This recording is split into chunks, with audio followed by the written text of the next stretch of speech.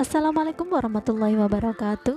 Anak-anakku tercinta, bagaimana kabar kalian hari ini? Semoga kita semua senantiasa dalam lindungan Allah Subhanahu wa taala. Pada kesempatan kali ini kita akan belajar materi IPAS Kurikulum Merdeka di kelas 5, bab 2 Harmoni dalam Ekosistem. Topik A, memakan dan dimakan. Hari ini kita akan belajar materi rantai makanan. Pertanyaan esensial. Pertama, bagaimana makhluk hidup dalam satu ekosistem berkaitan satu dengan lainnya? Bagaimana makhluk hidup pada suatu ekosistem mendapatkan energi? Dan bagaimana hubungan antara tanaman dan hewan dalam satu ekosistem? Yuk kita simak penjelasan berikut ini. Semua makhluk hidup membutuhkan energi untuk tetap hidup. Oleh karena itu kita membutuhkan makanan. Tanpa makanan, manusia tidak akan mendapatkan energi untuk beraktivitas. Manusia mendapatkan makanan dengan mengolah bahan-bahan makanan yang ada di alam. Lalu, bagaimana dengan hewan dan tumbuhan? Bagaimana mereka mendapatkan makanan sebagai sumber energi? Berikut kita akan belajar mengenai rantai makanan. Mari kita mencoba proses makhluk hidup mendapatkan energi pada suatu ekosistem. Yang pertama, diskusikan bersama teman di sebelah kalian gambar kebun yang dikunjungi Aga, Ian, dan Banu. Tentukan makanan masing-masing makhluk hidup di ekosistem tersebut. Kedua, tuliskan hasil diskusi kalian pada tabel di lembar kerja. Sekarang perhatikan tabel yang sudah kalian buat. Apakah kalian melihat ada sebuah hubungan antara satu sama lain? Cobalah tulis hubungan yang kalian temukan menjadi sebuah rantai makanan seperti berikut ini. Komponen apakah yang cocok ditempatkan di kotak nomor 1, 2, 3, dan 4? Nah, pada gambar ini kita perhatikan bahwasannya laba-laba akan memakan belalang. Sedangkan belalang sendiri makanannya adalah tumbuhan yang ada di sampingnya. Tumbuhan disebut produsen karena dapat memproduksi makanannya sendiri melalui reaksi fotosintesis. Untuk melakukan ini, tumbuhan membutuhkan energi cahaya dari matahari. Hewan dan manusia disebut sebagai konsumen karena mereka mengkonsumsi makhluk hidup lainnya untuk mendapatkan energi. Jadi jika ditulis hubungannya menjadi sebuah rantai makanan, ini adalah nomor 1 yang cocok adalah sayuran. Sayuran dimakan belalang, belalang dimakan laba-laba, kemudian laba-laba dimakan oleh burung. Belalang merupakan konsumen 1, laba-laba konsumen 2, dan burung adalah konsumen 3. Tumbuhan disebut produsen karena dapat memproduksi makanannya sendiri melalui reaksi fotosintesis. Untuk melakukan ini, tumbuhan membutuhkan energi cahaya matahari. Hewan dan manusia disebut sebagai konsumen karena mereka mengkonsumsi makhluk hidup lainnya untuk mendapatkan energi. Pada rantai makanan, konsumen dibagi menjadi beberapa tingkatan. Pertama adalah konsumen tingkat 1, merupakan kelompok hewan yang memakan tumbuhan. Jenis hewan yang tergolong pada konsumen ini yaitu hewan herbivora atau hewan omnivora. Kemudian konsumen tingkat 2, merupakan kelompok hewan yang memakan konsumen tingkat 1. Hewan ini termasuk kelompok hewan karnivora atau omnivora. Kemudian ada konsumen tingkat 3, merupakan kelompok hewan yang memakan konsumen tingkat 2. Sama dengan sebelumnya, hewan ini termasuk kelompok hewan karnivora atau omnivora, dan seterusnya. Selain produsen dan konsumen, ada peran lain yang sangat penting, yaitu dekomposer. Jamur, bakteri, dan cacing tanah merupakan contoh dekomposer alami.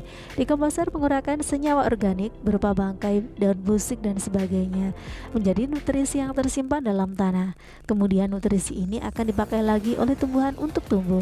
Dekomposer mendaur ulang energi sehingga rantai makanan tidak bersifat linear, namun merupakan sebuah siklus. Rantai makanan dalam sebuah ekosistem, makhluk hidup bisa menjadi sumber energi untuk makhluk hidup lainnya. Sumber energi berarti sumber makanan. Apakah kalian bisa melihat hubungan antar makhluk hidup pada gambar berikut ini? Gambar ini merupakan contoh yang menunjukkan hubungan makan dan dimakan antar makhluk hidup. Sederhananya, kita bisa menggambarkan hubungan ini dalam bentuk rantai makanan, yaitu rumput dimakan kelinci, lalu kelinci dimakan elang. Menurut kalian, apa arti tanda panah pada rantai makanan tersebut? Ya, hubungan makan dan dimakan. Konsumen paling akhir bisa kita sebut sebagai puncak dari rantai makanan. Bagian tersebut bisa diisi dengan hewan karnivora atau omnivora. Biasanya hewan ini tidak diburu oleh hewan lainnya untuk menjadi makanan. Umumnya mereka mati karena waktu bertarung dengan predator lainnya saat berburu makanan atau diburu oleh manusia. Ketika makhluk hidup mati, bangkainya akan membusuk dan diuraikan oleh dekomposer. Bakteri dan jamur merupakan contoh dekomposer. Hasil penguraian ini bercampur dengan tanah membentuk humus. Tanah yang mengandung humus sangat dibutuhkan tumbuhan untuk tumbuh dengan baik. Keberadaan dekomposer membantu mendaur ulang proses rantai makanan agar kembali ke tumbuhan. Dengan adanya dekomposer ini, proses makan dan dimakan dalam ekosistem menjadi siklus yang terus berputar. Nah anak-anak, kosakata baru yang kita pelajari hari ini adalah produsen, yang artinya penghasil makanan. Konsumen adalah makhluk hidup yang memakan makhluk hidup lainnya. Predator adalah hewan yang hidupnya dari memangsa hewan lain. Rantai makanan adalah proses transfer energi makanan pada suatu ekosistem. Dekomposer merupakan organisme atau makhluk hidup pengurai sisa-sisa bangkai hewan, tumbuhan, dan bangkai makhluk hidup lainnya. Sedangkan humus adalah bahan organik yang memiliki banyak unsur hara dari nutrisi untuk tumbuhan. Nah, selanjutnya mari kita mencoba menggambar rantai makanan. Sekarang kalian akan membuat ulang rantai makanan seperti sebelumnya, tetapi kalian buat dalam bentuk siklus. Jangan lupa untuk menggambar tumbuhan dan hewannya. Sertakan matahari yang memberikan energi untuk tumbuhan. Sertakan dekomposer yang akan menguraikan bangkai untuk kembali menjadi nutrisi bagi tumbuhan. Dan berikan label peran pada setiap komponennya seperti produsen, konsumen satu, dekomposer, dan sebagainya. Nah, contohnya sebagai berikut. Rumput membutuhkan energi cahaya matahari untuk membuat makanan atau fotosintesis. Rumput dimakan oleh belalang. Belalang merupakan konsumen satu. Kemudian tikus memakan belalang. Belalang adalah konsumen dua. Ular memakan tikus. Ular disebut konsumen tiga.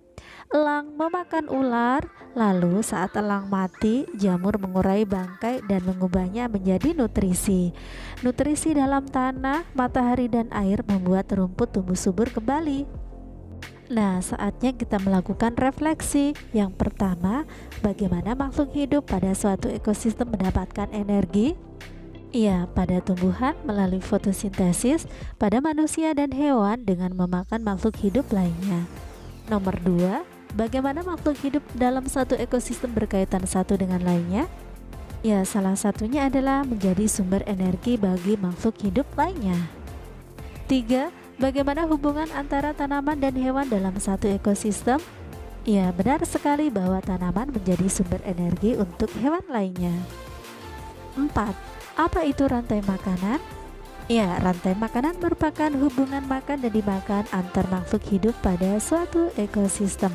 Rantai makanan menggambarkan perpindahan energi yang terjadi di sebuah ekosistem. 5. Apa saja peran makhluk hidup dalam rantai makanan? Ya, produsen sebagai penghasil makanan, konsumen yang memakan makhluk hidup lainnya, dekomposer sebagai pengurai bangkai atau sisa makhluk hidup menjadi nutrisi untuk tanah. Nomor 6, menurut kalian ada di mana posisi manusia dalam rantai makanan? Ya, sebagai konsumen, baik konsumen 1, 2, atau 3, dan tergantung pada panjangnya rantai makanan. Sekarang mari kita belajar lebih lanjut contoh berbagai rantai makanan. Kira-kira di mana letak hewan omnivora pada rantai makanan? Karena mereka bisa memakan tumbuhan dan juga hewan, hewan omnivora bisa menjadi konsumen 1, 2, atau bahkan 3. Contohnya monyet yang bisa memakan buah, juga serangga yang bersarang di pohon. Bisakah kalian membuat rantai makanan dari gambar berikut? Lalu bagaimana dengan ekosistem laut? Siapa yang berperan sebagai produsen? Pada ekosistem laut, tokoh utamanya ternyata tumbuhan yang tidak terlihat oleh mata kita. Loh, namanya fitoplankton dan jumlahnya sangat banyak di laut. Rumput laut dan lamun juga termasuk produsen di ekosistem pantai. Karena butuh sinar matahari untuk fotosintesis, maka organisme ini hidup di permukaan air laut. Organisme ini menjadi sumber makanan bagi banyak hewan di laut. Rantai makanan tidak selalu memiliki urutan atau proses yang panjang. Ukuran gajah dewasa yang besar membuatnya tidak memiliki predator alami. Gajah makan beraneka macam tumbuhan. Di padang rumput Afrika, gajah suka makan rumput dan pohon akasia.